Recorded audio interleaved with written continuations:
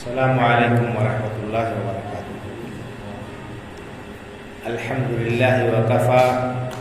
وسلام علی عبادہ الذین اصطفی، اما بعد۔ محترم حاضرین و سامعین، دینی و ملی بھائیوں اور بزرگوں اور خواتین اسلام، آپ نے ابھی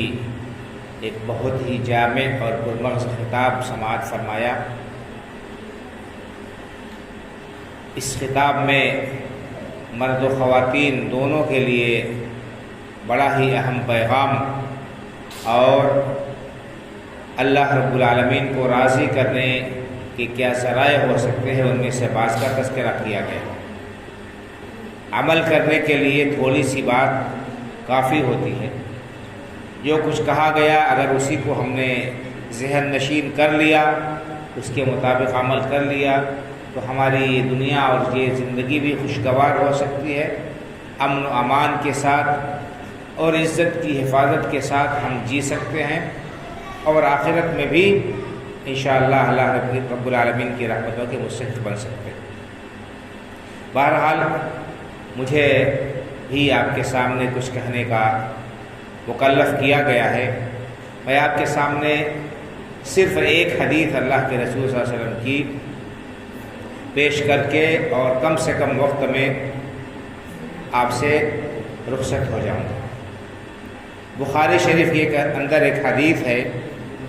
اس کے راوی انس بن مالک رضی اللہ تعالیٰ عنہ کہتے ہیں کہ 3 صحابہ کرام رضی اللہ تعالیٰ عنہ مجمعین اللہ کے رسول صلی اللہ علیہ وسلم کے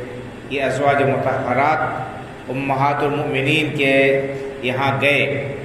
اور ان سے اللہ کے رسول صلی اللہ علیہ وسلم کی عبادت کا حال معلوم کیا۔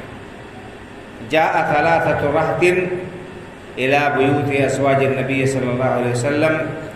یسألون عن عبادتہ۔ یہ 3 لوگ صحابہ کرام میں سے اللہ کے رسول صلی اللہ علیہ وسلم کی ازواج مطہرات امہات المؤمنین کے ہاں گئے اور ان سے نبی کریم صلی اللہ علیہ وسلم کی عبادت کا حال معلوم کیا کہ اللہ کے رسول صلی اللہ علیہ وسلم گھر میں ہوتے ہیں تو آپ کا کیا معمول ہوتا ہے، آپ گھر میں کس طرح سے اللہ رب العالمین کی عبادت کرتے ہیں، آپ کا وقت کیسے بیتتا ہے، کیسے گزرتا ہے۔ فلما اخبروا کأنہم تقالوہا، جب انہیں بتایا گیا کہ نبی کریم صلی اللہ علیہ وسلم کے گھر میں یہ معمولات ہوتے ہیں، آپ اتنی عبادت کرتے ہیں اور آپ یہ کام انجام دیتے ہیں، تو انہوں نے ان کاموں کو کم سمجھا۔ کأنہم تقالوہا، انہوں نے کہا کہ یہ کام تو بڑے مختصر ہیں جو اللہ کے رسول صلی اللہ علیہ وسلم اپنے گھر میں انجام دیتے ہیں۔ پھر انہوں نے کہا کہ این نحن من النبی صلی اللہ علیہ وسلم فقد غفر اللہ لہ ما تقدم من ذنبہ وما تأخر۔ انہوں نے کہا آپس میں غور و فکر کر کے، آپس میں تبادلہ خیال کرتے ہوئے یہ رائے ظاہر کی، کہا کہ اللہ کے رسول صلی اللہ علیہ وسلم تو بخشے بخشائے ہیں، آپ پر کوئی مواخذہ نہیں، آپ سے اللہ رب العالمین کے ہاں کوئی باز پرس کوئی حساب کتاب نہیں ہوگا۔ ہم تو بڑے گناہ گار ہیں، ہم تو بڑے خطا کار ہیں، ہم اگر اتنا مختصر عمل کریں گے تو ہمارا گزارا کیسے ہو پائے گا، ہمارا بیڑا پار کیسے ہو پائے گا اللہ تعالیٰ کے۔ اس لیے ان میں سے ہر ایک نے بظاہر بہت اچھا عزم اور ارادہ کیا۔ قال احدهم اما انا فاصلی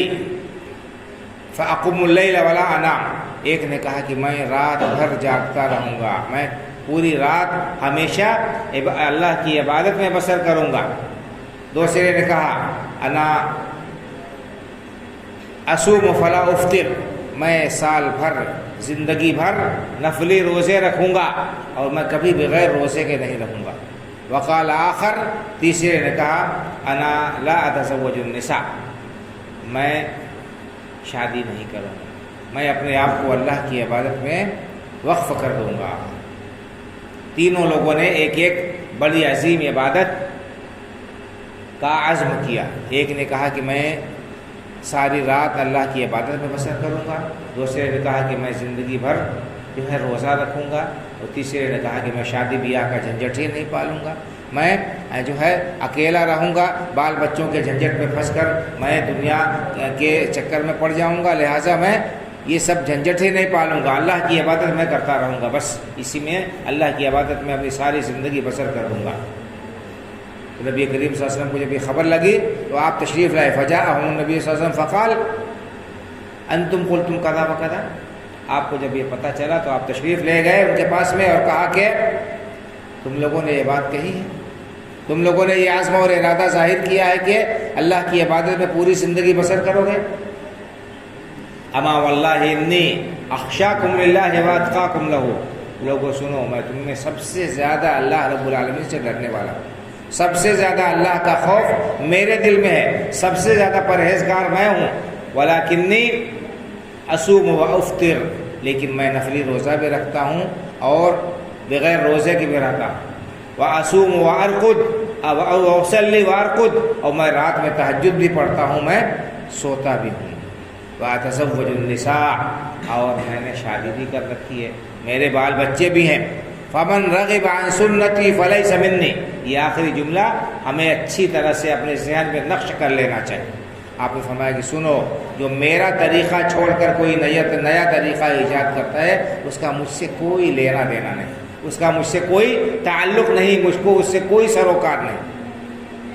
یہ حدیث اللہ کے رسول صلی اللہ علیہ وسلم کی ہے، بخاری شریف کی حدیث ہے، مسلم شریف کے اندر بھی موجود ہے۔ اس کے اندر ہمارے لیے غور و فکر کے عبرت کے کئی ایک پہلو، اس حدیث کے اندر ہمارے لیے غور و فکر کے اور عبرت کے کئی پہلو۔ ایک تو یہ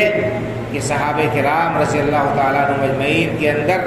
اللہ کے رسول صلی اللہ علیہ وسلم کی سنتوں کے، آپ کے معمولات کے جاننے کا کتنا زیادہ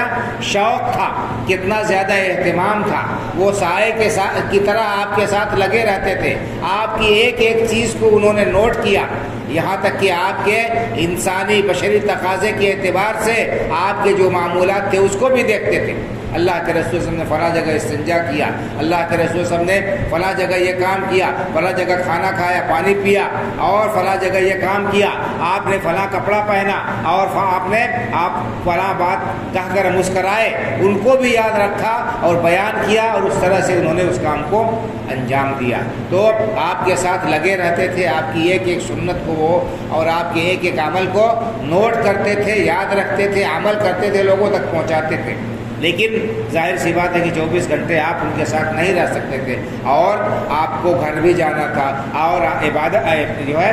آرام کی بھی ضرورت ہوتی تھی۔ تو آپ صلی اللہ علیہ وسلم جب گھر تشریف لے جاتے تھے تو ظاہر سی بات ہے کہ گھر میں نہیں رہ سکتے۔ آپ کے معمولات گھر میں کیا ہوتے تھے یہ جاننے کا ان کے اندر جذبہ تھا۔ وہ ازواج مطہرات امہات المومنین رضی اللہ عنہن کے پاس گئے اور ان سے پوچھا، دریافت کیا۔ اس سے معلوم یہ ہوا کہ ایک مسلمان کو اللہ کے رسول صلی اللہ علیہ وسلم کی سنتوں کے جاننے کا شوق ہونا چاہیے، اس کے اندر تڑپ ہونی چاہیے، اس کے اندر یہ جذبہ اور لگن ہونا چاہیے کہ وہ اللہ کے رسول صلی اللہ علیہ وسلم کے معمولات کو، آپ کے طرز زندگی کو، آپ کی عبادتوں کو، آپ کے اعمال کو جانے، اور صرف جانے ہی نہیں، پڑھ لینا اور سن لینا ہی یہی کافی نہیں، اس کے مطابق عمل کریں، اس کے مطابق عمل کریں۔ یہ صحابہ کرام رضی اللہ عنہ اجمعین کا جذبہ تھا، اور یہ ان کے اندر یہ احساس تھا۔ آج ہم اللہ کے رسول صلی اللہ علیہ وسلم سے محبت کا بڑا لمبا چوڑا دعویٰ کرتے ہیں، بڑا ڈھڈورا پیٹتے ہیں، بڑے لمبے لمبے اونچے اونچے نعرے لگاتے ہیں زور و شور کے ساتھ، لیکن عمل کے میدان میں دیکھا جائے تو ہم زیرو ہیں۔ کہاں صحابہ کرام رضی اللہ عنہ اجمعین جا کر پوچھ رہے ہیں، معلوم کر رہے ہیں کہ گھر میں آپ کی عبادت کا کیا طریقہ ہے، اور کہاں ہمارا حال کیا ہے کہ فرض نماز جسے اللہ کے رسول صلی اللہ علیہ وسلم نے لازمی اور ضروری قرار دیا ہے، جسے اسلام کا شعار قرار دیا ہے، جس کے چھوڑنے والے کو آپ نے اسلام سے خارج قرار دیا ہے، ایسی فرض نماز سے ہم غافل ہیں۔ اذان ہوتی ہے، ہمارے کانوں سے حی علی الصلاۃ حی علی الفلاح کی آوازیں ٹکراتی ہیں، صدائیں ٹکراتی ہیں، ہم ایک کان سے سنتے ہیں دوسرے کان سے نکال دیتے ہیں۔ اللہ کے رسول صلی اللہ علیہ وسلم کے واضح احکام ہمارے سامنے پیش کیے جاتے ہیں، ہم ان کی طرف ذرا سا بھی متوجہ نہیں ہوتے، کان نہیں دھرتے ان کی طرف، اور ان پر عمل کرنے کا جذبہ ہمارے درمیان ہمارے اندر نہیں پایا جاتا ہے۔ یاد رکھیے بھائی اور بزرگوں کہ صرف زبانی دعویٰ اللہ رب العالمین کے ہاں معتبر نہیں ہو سکتا، صرف زبانی دعویٰ کر لینے سے بیڑا پار نہیں ہو سکتا ہے، صرف محبت کا ڈھڈورا پیٹ لینے سے اور ڈھکوسلا کر لینے سے جنت نہیں مل سکتی ہے۔ ضروری ہے کہ ہم اللہ کے رسول صلی اللہ علیہ وسلم کے طریقے کو اپنائیں اور اختیار کریں، آپ کی سنتوں کو جو ہے ہم لازم پکڑے۔ اللہ کے رسول صلی اللہ علیہ وسلم نے جن باتوں کو ہمارے لیے لازمی اور ضروری قرار دیا ہے ان کاموں کو اپنے لیے لازمی اور ضروری قرار دے، ان پر عمل کرے، تب ہم کامیاب ہو سکتے ہیں اور تب ہم صحیح معنوں میں اللہ کے رسول صلی اللہ علیہ وسلم کی محبت کے دعوے میں سچے ہوں گے۔ اور اگر ایسا نہیں ہے، ہم نے آپ کے احکام کو نظر انداز کر دیا، آپ کی باتوں کو ہم نے ٹھکرا دیا، آپ کی باتوں پر ہم نے توجہ نہیں دی، تو ہمارا یہ دعویٰ اللہ رب العالمین کے ہرگز مقبول نہیں ہو سکتا۔ اللہ رب العالمین نے قرآن کریم میں کیا فرمایا؟ قل ان کنتم تحبون اللہ فاتبعونی، اے نبی صلی اللہ علیہ وسلم آپ کہہ دیجئے ان سے کہ اگر تم اللہ سے سچی محبت رکھتے ہو تو میری اتباع کرو، میرے نقش قدم کو لازم پکڑو، میری پیروی کرو اگر اللہ سے محبت کے دعوے میں سچے ہو، اور اسی طرح سے اگر جنت میں جانا چاہتے ہو تو میری اتباع اور میری پیروی کرو۔ آپ نے ایک حدیث میں ارشاد فرمایا، صحیح حدیث بخاری شریف کی یہ بھی ہے، کل امتی یدخلون الجنت الا من ابا، آپ نے فرمایا کہ میری امت کے سارے لوگ جنت میں داخل ہوں گے مگر جو جنت میں جانے سے انکار کرے، جو جنت میں نہیں جانا چاہتا ہے، جنت میں جانا اس کو منظور نہیں ہے، وہی جنت میں جانے سے محروم رہے گا، باقی سارے لوگ جنت میں چلے جائیں گے۔ قیل ومن یا ابا یا رسول اللہ، لوگوں نے کہا ہے اللہ کے رسول صلی اللہ علیہ وسلم جنت میں جانے سے کون انکار کرے گا؟ کس کو جنت میں جانا پسند نہیں؟ کون نہیں چاہے گا کہ جنت اس کا ٹھکانہ ہو؟ آپ نے فرمایا کہ سنو، من اطاعنی دخل الجنہ ومن عصانی فقد ابا، جنت میں جانا ہے تو اس کے لیے کچھ کرنا پڑے گا، جو میری بات مانے گا، میری پیروی کرے گا، میرے احکام پر عمل کرے گا وہ جنت میں جائے گا، اس نے جو میری اطاعت کرے گا وہ جنت میں جانے کا مستحق ہوگا۔ اور جو صرف زبانی دعویٰ کرتا ہے، عمل نہیں کرتا ہے، میری باتوں پر توجہ نہیں دیتا ہے، اس کے سامنے میرے احکام پیش کیے جاتے ہیں، میری حدیثیں پڑھ کر سنائی جاتی ہیں، میں نے کیا کہا اسے بیان کیا جاتا ہے، کس چیز سے منع کیا اسے واضح کیا جاتا ہے، لیکن دھیان نہیں دیتے، ایسا شخص جنت میں جانے سے منکر ہے، چاہے زبان سے جتنا دعویٰ کرے، لیکن اگر عمل سے تصدیق نہیں ہوتی ہے تو اس کا یہ دعویٰ جھوٹا ہے اور وہ جنت میں جانے سے انکار کرتا ہے۔ تو یہ حدیث اس سے پتہ چلتا ہے کہ صحابہ کرام رضی اللہ تعالیٰ عنہم اجمعین اللہ کے رسول صلی اللہ علیہ وسلم کے کس قدر شہدائی تھے، اور آپ کے چھوٹے بڑے عمل کو کرنے کا کتنا زیادہ جذبہ ان کے دلوں میں پایا جاتا تھا، اور ان کے دلوں میں کتنی تڑپ تھی، کتنا شوق تھا آپ کی سنتوں کے جاننے کا۔ آج ہمارے پاس میں وقت نہیں ہے، آج ہمارے پاس میں دین کو سیکھنے کے لیے وقت نہیں ہے، اور دنیا کے تمام کاموں کو سیکھنے کے لیے وقت بھی ہے، پیسہ بھی ہے اور دماغ بھی ہے۔ اگر نہیں ہے تو قرآن اور حدیث سیکھنے کے لیے نہ وقت ہے اور نہ ہی دماغ ہے۔ ہمارے دماغ میں بیٹھا دیا گیا کہ تمہارے بس میں ہی نہیں ہے کہ تم قرآن اور حدیث کو سمجھ سکو۔ یہ بہت بڑی بھول ہے بھائی اور بزرگوں، یہ بہت بڑا دھوکہ ہے جس میں ہمیں مبتلا کیا گیا ہے، جس کی وجہ سے ہمیں دین سے دور کر دیا گیا ہے۔ تو ضرورت اس بات کی ہے کہ ہم اپنے دل میں تڑپ پیدا کریں، شوق اور جذبہ دل میں پیدا کریں اللہ کے رسول صلی اللہ علیہ وسلم کی سنتوں کے، آپ کے احکام کے جاننے کا۔ آج کے زمانے میں یہ چیز بہت آسان ہے، جہاں اس موبائل سے بہت سارے نقصانات ہیں، بہت سارے اس کے فتنے اور تباہ کاریاں ہیں، وہیں اس سے بڑے فائدے بھی آپ حاصل کر سکتے ہیں۔ اس کی مثال دو دھاری تلوار کی سی ہے کہ اگر انسان کو تلوار چلانا آتا ہے تو وہ اس سے اپنے دشمن کو ہلاک کر سکتا ہے، اپنا دفاع کر سکتا ہے، اپنی حفاظت کر سکتا ہے، اور اگر وہ اناڑی ہے اور غلط استعمال کرتا ہے تو اپنے آپ کو ہلاکت میں ڈال سکتا ہے، اپنے آپ کو ہلاک کر سکتا ہے۔ اسی طرح سے اگر ہم اس موبائل سے صحیح معنوں میں کچھ سیکھنا چاہتے ہیں، دین سیکھنا چاہتے ہیں تو سیکھ سکتے ہیں۔ اس میں قرآن کریم کے ترجمے، معتبر اور مستند علماء کے بیانات اور ان کی تقریریں، اور اسی طرح سے دینی کتابیں، ساری چیزیں ملیں گی۔ ضرورت اس بات کی ہے کہ ہم اس کا صحیح استعمال کرنا سیکھیں، اس سے فائدہ اٹھائیں۔ بہرحال ایک فائدہ اس سے یہ حاصل ہوا کہ صحابہ کرام رضی اللہ تعالیٰ عنہم کا شوق اور جذبہ اللہ کے رسول کی سنتوں کے جاننے کا پتہ چلا۔ دوسری بات یہ معلوم ہوئی کہ انسان کی نیت چاہے جتنی اچھی ہو عمل کرنے میں، اگر وہ عمل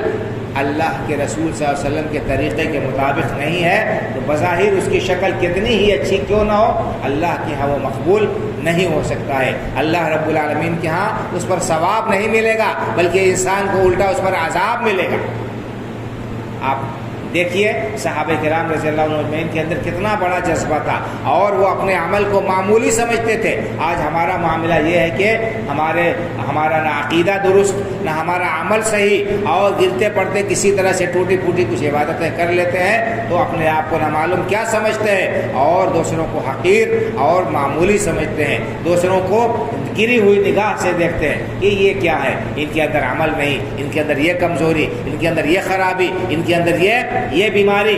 اور اپنے آپ کو بہت پارسا اور بہت پہنچا ہوا سمجھتے ہیں۔ صحابہ کرام رضی اللہ عنہ کا معاملہ اس کے برعکس تھا، وہ اپنے عمل کو بہت معمولی اور مختصر سمجھتے تھے اور اللہ رب العالمین سے ڈرتے رہتے تھے، عمل کرنے کی پوری کوشش وہ کرتے تھے۔ آج معاملہ اس کے برعکس ہو گیا۔ تو بہرحال تینوں لوگوں نے بہت اچھی بات کہی اور بہت اچھا ارادہ انہوں نے کیا، لیکن اس نیت اور ارادے کے باوجود، اس اچھے عمل کے باوجود اللہ کے رسول صلی اللہ علیہ وسلم نے ایسے عمل سے برات اور لا تعلقی کا اظہار کیا۔ ایک نے کیا کہا کہ میں زندگی بھر ساری رات اپنی اللہ کی عبادت میں بسر کروں گا۔ تہجد پڑھنا کتنا اچھا کام ہے، اور جو ہے اللہ کی عبادت کرنا، نماز پڑھنا بہت ہی اہم بہترین کام ہے۔ اللہ کے رسول صلی اللہ علیہ وسلم نے اس کی ترغیب دی ہے، اس کی تلقین کی ہے، تہجد پڑھنے کا فائدہ بیان کیا ہے، لیکن یہ آپ کی سنت کے خلاف ہے کہ انسان زندگی بھر سوئے ہی نہ اور ساری رات اللہ کی عبادت میں بسر کرے۔ آپ نے اس کی اجازت نہیں دی، کہا کہ نہیں، یہ درست نہیں ہے، اور اللہ رب العالمین یہ نہیں چاہتا ہے کہ تم اپنے آپ کو عذاب میں مبتلا کرو، اپنے آپ کو تھکاؤ اور ایسا کام کرو جو تمہارے بس میں نہیں ہے، تمہارے بس میں نہیں ہے۔ آپ نے فرمایا کہ نہیں، ساری رات عبادت کرنے کی آپ نے اجازت نہیں دی۔ اور اسی طرح سے ایک صاحب نے روزہ رکھنے کا عزم کیا کہ وہ زندگی بھر نفلی روزہ رکھیں گے، فرض روزہ تو ہے ہی، زندگی بھر نفلی روزہ رکھیں گے، کبھی بغیر روزے کے نہیں رہیں گے۔ روزہ رکھنا بھی بہت بڑا کار ثواب ہے، اور اللہ کے رسول صلی اللہ علیہ وسلم نے ایک روزہ رکھنے کی، نفلی روزہ رکھنے کی فضیلت کیا بیان فرمایا، جس نے اللہ کے راستے میں ایک دن روزہ رکھا، اللہ رب العالمین 70 سال اس کو جہنم سے دور کر دیں گے۔ یہاں زندگی بھر روزہ رکھنے کا آدمی عزم کر رہا ہے، آپ نے فرمایا نہیں، یہ بھی سنت کے خلاف ہے۔ اور انسان روزہ بھی رکھے اور روزہ چھوڑ بھی دے، نفلی روزہ یعنی فرض روزہ تو چھوڑنا جائز نہیں ہے، گناہ گار ہوگا، لیکن نفلی روزہ سال کا سال رکھنا، کسی دن بغیر روزے کے نہ رہے، یہ جائز نہیں ہے، یہ شریعت کے خلاف ہے، سنت کے خلاف ہے، اللہ کے رسول صلی اللہ علیہ وسلم نے اس کی اجازت نہیں دی ہے۔ اسی طرح سے آپ نے فرمایا کہ بات وہ جو نساء، ایک صاحب نے یہ کہا تھا کہ میں شادی نہیں کروں گا، بال بچوں کا جھنجٹ نہیں پالوں گا، اپنے آپ کو اللہ کی عبادت میں وقف کر دوں گا۔ آپ نے فرمایا کہ یہ بھی جائز نہیں، یہ بھی درست نہیں۔ آپ نے فرمایا کہ میں نے شادی کر رکھی ہے، میرے بال بچے ہیں۔ تو معلوم یہ ہوا کہ کوئی کام بظاہر کتنا ہی اچھا کیوں نہ ہو، لیکن اگر وہ اللہ کے رسول صلی اللہ علیہ وسلم کی سنت کے خلاف ہے تو اللہ کے رسول نے کیا فرمایا، فمن رغب عن سنتی فلیس منی، جو شخص میری سنت سے منہ موڑے اس کا مجھ سے کوئی تعلق نہیں ہے۔ تو یہ بہت ہی اہم بات ہے کہ ہم جو بھی عمل کریں پہلے دیکھیں، پتہ کریں کہ یہ اللہ کے رسول صلی اللہ علیہ وسلم کی سنت سے ثابت ہے کہ نہیں ثابت ہے، آپ نے اس کی اجازت دی ہے کہ نہیں دی ہے، آپ اس سے راضی ہیں کہ نہیں راضی ہیں۔ اگر وہ عمل اللہ کے رسول صلی اللہ علیہ وسلم سے ثابت ہے، آپ نے اس کی اجازت دی ہے، آپ اس سے راضی ہیں، تب تو وہ عمل اللہ کی بارگاہ میں مقبول ہو سکتا ہے، اور اگر ایسا نہیں ہے تو اللہ کے ہاں وہ عمل مقبول نہیں ہو سکتا ہے، کرنے والے کی نیت چاہے جتنی اچھی کیوں نہ ہو۔ اور یہی عمل شریعت کی اصطلاح میں بدعت کہلاتا ہے، اور ہر بدعت اللہ کے رسول نے اسے گمراہی قرار دیا ہے۔ کل محدثۃ بدعۃ وکل بدعۃ ضلالہ، سنو، دین کے اندر کوئی بھی نئی چیز ایجاد کی جائے یہی بدعت ہے، اور ہر بدعت گمراہی تک پہنچانے والی ہے، گمراہی تک پہنچانے والے ہیں۔ کیوں؟ اس لیے کہ دین کے اندر ایک چیز کا اضافہ کر رہے ہیں اور اس کو اچھا سمجھ رہے ہیں، گویا کہ اللہ کے رسول صلی اللہ علیہ وسلم کے اوپر یہ الزام عائد کر رہے ہیں کہ آپ نے دین پورا ہم تک نہیں پہنچایا، دین کے اندر ابھی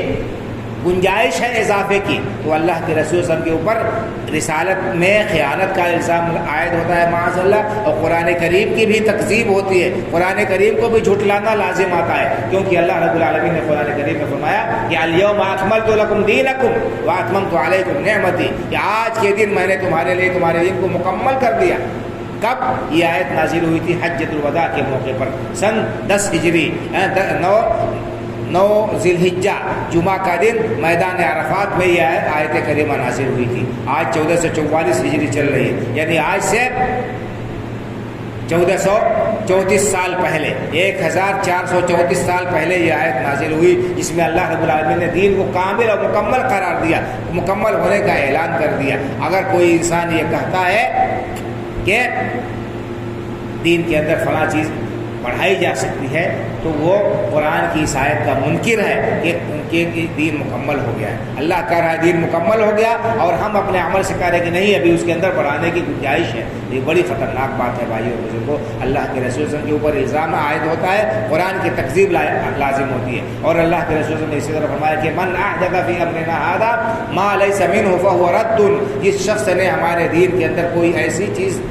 داخل کی، کوئی ایسی چیز ایجاد کی جو ہمارے دین سے نہیں ہے، جو ہم سے ثابت نہیں ہے، اس کا یہ عمل مردود ہے، اس کے منہ پر مار دیا جائے گا۔ تو یہ ہے کہ دین کے اندر نئی چیز ایجاد کرنا یہ بھی خطرناک ہے اور تباہی اور بربادی کا سبب ہے، اور کسی نے ایجاد کر دیا اس پر عمل کرنا، پہلے سے وہ چیز چلی آ رہی ہے اور دین کے نام پر جو ثابت نہیں ہے اللہ کے رسول صلی اللہ علیہ وسلم سے، اس پر کوئی عمل کرے، یہ بھی قابل مواخذہ ہے، یہ بھی قابل گرفت ہے، اس پر بھی اللہ رب العالمین کے یہاں پکڑ ہوگی، حساب ہوگا۔ آپ نے فرمایا من عمل عملا لیس علیہ امرنا فہو رد۔ جس نے ایجاد کیا نئی چیز وہ بھی مردود ہے، اور جو ایجاد کی ہوئی نئی چیز ہے وہی اس پر عمل کرتا ہے، یہ بھی مردود ہے، یہ بھی اللہ کے یہاں مقبول نہیں ہوگی۔ دیکھ لیجئے ہمارے اندر کتنی چیزیں رائج ہیں، پائی جاتی ہیں، لوگوں نے ان کو دین سمجھ کر پکڑ لیا ہے، ان پر عمل کر رہے ہیں، لیکن جب تحقیق کی جاتی ہے اور جب اس کی حقیقت کو جانا جاتا ہے، معلوم کیا جاتا ہے، تو پتہ چلتا ہے کہ ان کا نہ قرآن سے کوئی ثبوت ہے، نہ ہی اللہ کے رسول کے فرامین سے کوئی ثبوت ہے، اور مختلف جو ہے مناسبات سے، مختلف مواقع سے یہ سب چیزیں دین کے نام پر داخل کر دی گئی ہے۔ محرم کا مہینہ شروع ہونے والا ہے، اس کے اندر بھی بہت سارے کام کیے جاتے ہیں جو اللہ کی کتاب سے، اللہ کے رسول کی سنت سے ثابت نہیں ہے، اور بھی دیگر مواقع پر، خوشی کے مواقع پر، غمی کے مواقع پر اور دوسرے مناسبات میں بہت سارے کام کیے جاتے ہیں جو اللہ کی کتاب، اللہ کے رسول کی سنت سے ثابت نہیں ہے۔ ہمیں ان تمام چیزوں سے بچنا اور پرہیز کرنا لازمی اور ضروری ہے۔ جتنا دین اللہ کے رسول صلی اللہ علیہ وسلم نے بتا دیا، جتنا پہنچا دیا، جس طرح سے عمل کرنے کا حکم دیا، اسی کو کافی سمجھے، اسی پر عمل کرے، اسی میں ہمارے لیے دنیا اور آخرت دونوں جگہ کی کامیابی ہے۔ مزید تفصیل کی گنجائش اس وقت وقت نہیں اجازت دیتا ہے، ورنہ اس موضوع پر لمبی چوڑی گفتگو ہو سکتی ہے۔ اللہ رب العالمین سے دعا کرتا ہوں کہ اللہ تعالی ہمیں اللہ کے رسول صلی اللہ علیہ وسلم سے سچی محبت کرنے والا، آپ کی ایک سنت کا شیدائی بنا دے، آپ کی سنت کو، آپ کے طریقوں کو سمجھنے اور سیکھنے کا اللہ تعالی ہمارے دلوں میں جذبہ پیدا کرے اور عمل کی توفیق سے نوازے۔ اللہ رب العالمین ہمیں بدعات سے، شرکیات سے، خلاف شریعت باتوں سے، قرآن و سنت کی مخالفت سے اپنی پناہ اور حفاظت میں رکھے، اسلام پر زندہ رکھے، ایمان پر ہمارا خاتمہ ہو۔ اللہ تعالی ہم سب کو جنت الفردوس میں اعلیٰ سے اعلیٰ مقام عطا فرمائے، آمین۔ اقول قولی ھذا واستغفر اللہ لی ولکم ولسائر المسلمین واستغفروہ من کل ذنب انہ هو الغفور الرحیم، وصلی اللہ علی نبینا محمد وعلی آلہ وصحبہ اجمعین۔ السلام علیکم ورحمۃ اللہ وبرکاتہ۔ وعلیکم السلام ورحمۃ اللہ وبرکاتہ۔